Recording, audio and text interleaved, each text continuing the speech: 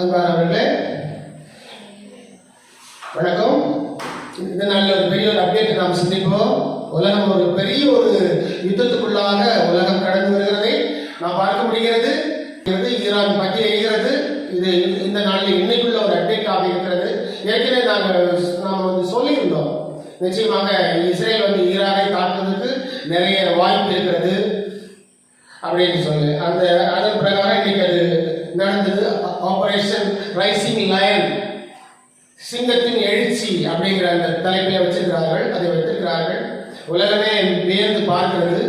ஒரு பெரிய போராக இருக்கிறது. இதுவரையில் எந்த நாட்டிலையும் செய்யாத அளவுக்கு ரொம்ப ஆக்ரோஷமான ஒரு தாக்குதலாக இருக்கிறது. ஈரானுடைய நியூக்ளியர் ஃபெசிலிட்டிஸ், அப்புறம் ஏர்பேஸ் தளவாடங்கள் எல்லாவற்றையும் தாக்கி அழித்திருக்கிறார்கள். இது யாருமே எதிர்பார்க்காத ஒரு விஷயம். இது மேக்சிமம் அமெரிக்காவுக்கு கூட இது சரியா தெரியாது அப்படின்னு நாம யூகிக்க முடியுது. கண்டிப்பா இப்ப டொனால்ட் ட்ரம்ப் கிட்ட கேட்கும்போது அவர் என்ன சொல்றாங்க, எங்களுக்கு அதை பத்தி தெரியாது, எங்களுக்கு இதுக்கு சம்மந்தம் இல்லை அப்படிதான் சொல்றாரு. ஸோ இப்பேற்பட்ட ஒரு சூழ்நிலை இது ஏன் இப்படி நடக்குது அப்படின்னு ஆரம்பத்தில் நம்ம அந்த ஆரம்ப பகுதியை நாம் தெரிந்து கொண்டால் நல்லது. ஏன் தெரியுங்களா, ரொம்ப காலமா இஸ்ரேல் ஒரு நாடே இருக்கக்கூடாது, அதை இருக்க விட மாட்டோம், நாங்கள் அழிச்சிருவோம் அப்படின்னு சொல்லி இந்த ஈரான்ல இருந்து ஈரானுடைய தலைவர்கள் கண்டிப்பாக நிறைய முறை பேசியிருக்கிறாங்க. அது உங்களுக்கு எல்லாருக்கும் தெரியும்.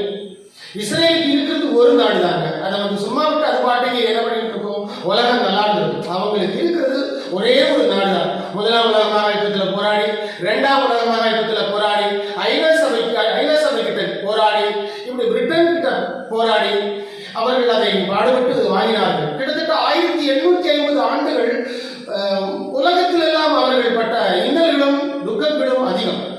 அது எல்லாருக்குமே தெரியும். வரலாற்றில் அவர்கள் நாடு இல்லாமல் பட்ட பாடுகள். ஆனாலும் யூதர்களுடைய கண்டுபிடிப்புகளினாலே உலகம் முன்னேறியது.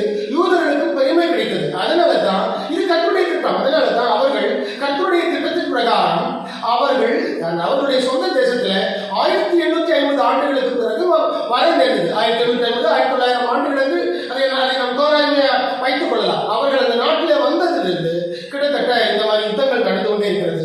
இது ஹமாஸ் ஆரம்பித்த அந்த யுத்தமானது 2023 அக்டோபர் 7 ஆரம்பித்தது. அது 7வது யுத்தம். அவர்கள் அதுக்கு என்ன பேர் வச்சாங்கன்னா அலஸ்கா ஃப்ரண்ட் அப்படின்னு அவங்க பேர் வச்சிருந்தாங்க. இவங்க அதுக்கு ஆப்போசிட்டா ஆபரேஷன் கிதியோன் சேரிக் அப்படின்னு பேர் வச்சிருந்தாங்க. இப்ப ஈரானை அழிப்பதற்கு இப்போது புதிய ஒரு பேரை வச்சுக்கிறாங்க. பாத்தீங்களா, ஆபரேஷன் ரைசிங் லயன் அப்படிங்கிற இந்த பேர்ல இப்ப ஈரானை தாக்குகிறார்கள். கிட்டத்தட்ட 1200 கிலோமீட்டர் தூரம் இஸ்ரேலில் இருந்து பறந்து வந்து கிட்டத்தட்ட 120 விமானங்கள், இஸ்ரேலுடைய 120 விமானங்கள் சேர்ந்து ஒரு 5 பிரிவுகளாக அவர்கள் பிரிந்து ஈரானை இப்பொழுது தாக்கிக் கொண்டிருக்கிறார்கள். இது ஏன்னா ரொம்ப நாளா ஸ்கெட்ச் பண்ண ஒரு விஷயம். இதுல ஐடிஎஃப்னுடைய ஸ்கெட்ச் இருக்குது. மொசாடு படை, இஸ்ரேலுடைய மொசாடு படையுடைய ஸ்கெட்சிங் இருக்குது. கரெக்டா ஸ்கெட்சிங் பார்த்து கிட்டத்தட்ட ஈரானை அவர்கள் என்ன செய்கிறார்கள், அழித்திருக்கிறார்கள். ஈரான் அதுக்கு பதிலடி கொடுப்பதற்கு தயாராகத்தான் இருக்கிறது. நாங்கள் பதிலடி கொடுப்போம். அந்த பதிலடி ரொம்ப கசப்பானதாகவும் அது தாங்க முடியாததாகவும் இருக்கும் அப்படின்னு சொல்லி அயதுல்லா அலி கமேனி அவர்கள் இப்பொழுது சொல்லியிருக்கிறார்கள். ஆக இந்த யுத்தத்தை குறித்து சொல்ல வேண்டிய விஷயம் என்னவென்று சொன்னால், இதுதான் எனக்கு தோணுது, இதுதான் நாம் எல்லாம் யூகிக்கக்கூடிய ஒரு விஷயமாக இருக்கிறது.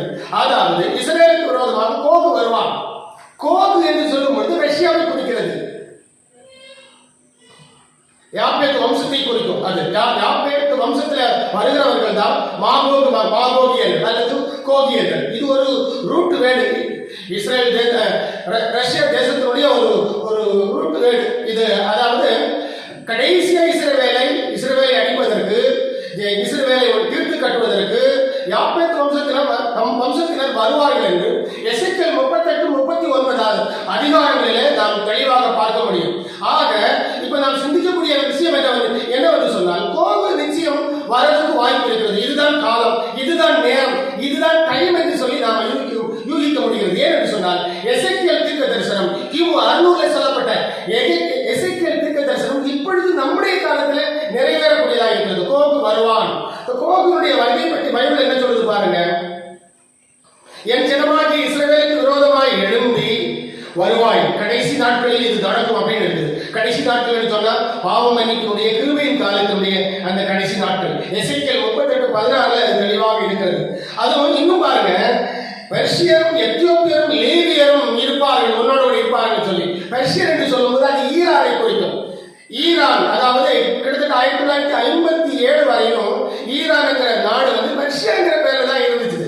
சோ இந்த பெர்ஷியாங்கிற நாடை குறிக்கிறபடினால அது ஈரானை குறிக்கும். இப்ப இன்னொரு ரகசியம் உங்களுக்கு சொல்றேன். ஈரானும் ரஷ்யாவும் பயங்கர டீல் இருக்கிறாங்க. அவங்க ரெண்டு பேரும் அண்ணன் தம்பி மாதிரி செயல்பட்டு வருவதை நீங்கள் பார்க்க முடியும்.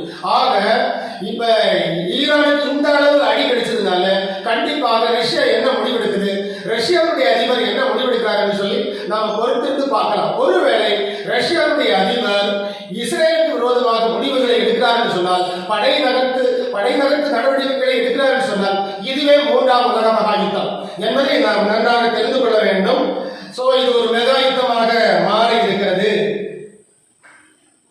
எழுகின்ற சிங்கம், ஆபரேஷன் ரைசிங் லைன் என்று சொல்லப்படுகிற இந்த ஆபரேஷன் எந்த லெவல்ல, எந்த பெரிய அளவுல போகும்னு சொல்லி வருகின்ற நாட்களில் பொறுத்திருந்துதான் நாம் பார்க்க முடியும். ஆகையினால இப்ப இதுல ஈரானுக்கு பெரிய நஷ்டங்கள் பாருங்க. ஈரானுடைய முக்கிய தலைவர் ஹுசைன் சலாமி இதுல இறந்திருக்கிறாரு.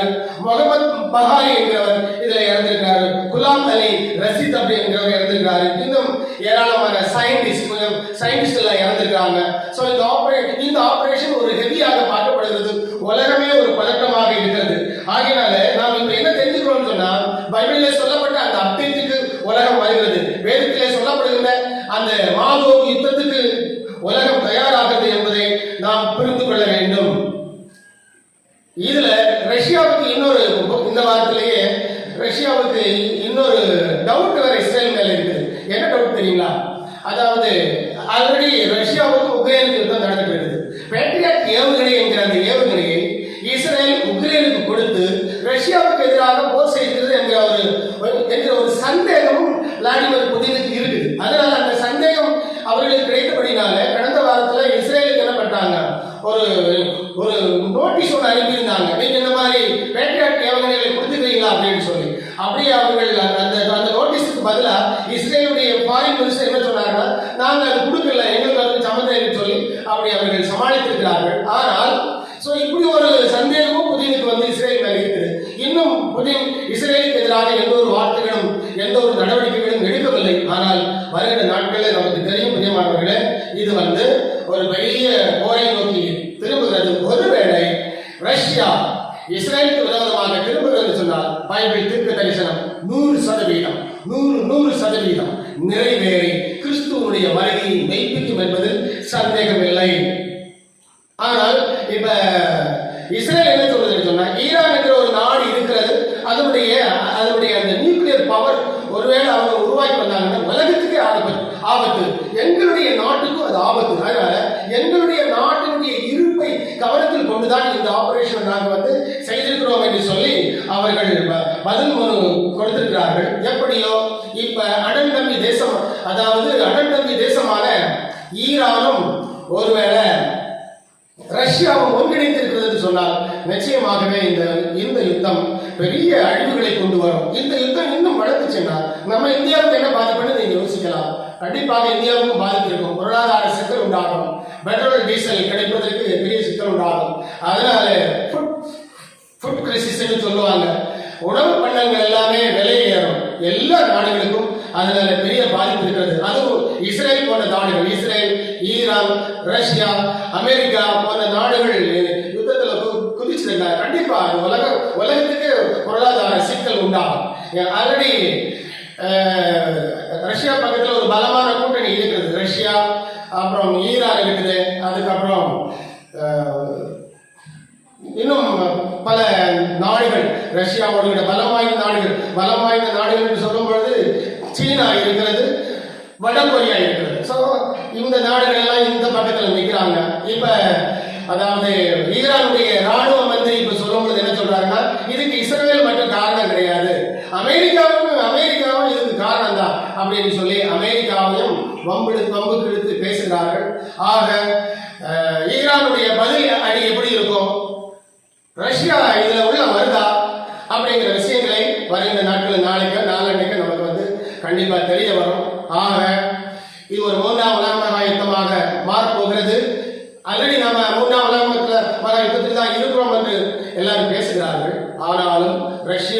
இஸ்ரேலுக்கு எதிராக வரும் பொழுது அதுவே கோபமாகும் யுத்தமாக மாறும். பிப்லிக்கல் பிரகாரம் கோபமாகும் யுத்தம், அது பொலிட்டிக்கல் பிரகாரம் மூன்றாம் உலக மகா யுத்தம் என்பதை நாம் புரிந்து கொள்வோம். பைபிள் அந்த அளவு அப்டேட் ஆகி இருக்கிறது. இனி யுத்தங்களின் காலம்தான். எருசலேம் தேவாலயம் கட்டுவதற்கு இடம் கிடைக்கிற வரையும் இப்படிப்பட்ட இந்த யுத்தங்கள் தொடரும். பெஞ்சமின் நெத்தன்யாகு சொல்லிட்டார், இது உடனடி முடிவுக்கு வராது. நாங்கள் ஒரு எய்ம் வச்சுக்கிறோம், அந்த எய்ம் முடிகிற வரையும் எங்களுடைய இந்த படை நடவடிக்கை விஷயங்கள் தொடரும் என்று அவர் பப்ளிக்காவே சொல்லிட்டார். இப்ப இந்த பப்ளிக்காவே அவங்க களத்துல இறங்கிட்டாங்க. ஈரான் மேல ரொம்ப நாளா உள்ள ஒரு வெறுப்பு தான். அதுலயும் பாத்தீங்கன்னா இந்த வெறுப்பு ஏன் உண்டாச்சுன்னா, ஹமாஸ் இஸ்ரவேலை அழிப்பதற்கு இந்த ஈரான் தான் காரணம். ஹமாஸுக்கு வேண்டிய ஆயுதங்கள் எல்லாம் சப்ளை செஞ்சது இவங்க தான். ஸோ அந்த வெறுப்பு தான். இன்னும் பாத்தீங்கன்னா அவங்க அண்டர் கிரவுண்ட்ல நிறைய ஆயுதங்களை குவித்து வைத்து இந்த மாதிரி எல்லா நாடுகளுக்கும் அச்சுறுத்தலா இருக்கிறார்கள் அப்படிங்கிற ஒரு விஷயம் இருக்கிறது. இதையெல்லாம் கவனத்தில் கொண்டுதான் இஸ்ரேல் யாருக்கும் பயப்படாமல் தானாகவே களமிறங்கி இருக்கிறது. இதுல கர்த்தருடைய திட்டங்கள் ஏதாவது இருக்கும், கண்டிப்பா எல்லாம் அவர் அறிவார். கர்த்தருடைய திட்டம் இல்லாமல் எதுவுமே நடக்காது. பார்த்து கொண்டிருப்போம். இந்த கிருபையின் யுகத்தை, பாவ மன்னிப்பின் காலத்தை, புறஜாதியாரின் காலத்தை மூன்றாம் உலக மகா யுத்தம் நிச்சயமாக நிறுத்தி வைக்கும். அதுக்கப்புறம் ஒற்றையராட்சி வரும்.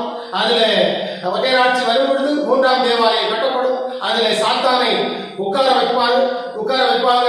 அந்த சாத்தான் அந்த தேவாலயத்தில், யூதர்களுடைய தேவாலயத்தில் அந்தி கிறிஸ்து என்று சொல்ற அவன் இருக்கும் பொழுது கிறிஸ்துவனுடைய அந்த பயங்கரமான வருகை வெள்ளை குதிரையிலே காணப்படும். இதுதான் பைபிள் அப்டேட். இது கண்டிப்பா நடக்கத்தான் போகுது. பைபிள் பிரகாரம் தீர்க்க தரிசனத்தில் சொல்லப்பட்ட விஷயங்கள் எல்லாமே சரியாக நடந்து வருகிறது. அதனால காத்திருங்கள். முடிஞ்ச வேதத்தை கையில் எடுக்க முடியுமான்னு பாருங்க. God bless you all. அடுத்த அப்டேட் கூட உங்களை சந்திக்கிறேன். God bless you all. Thank you all.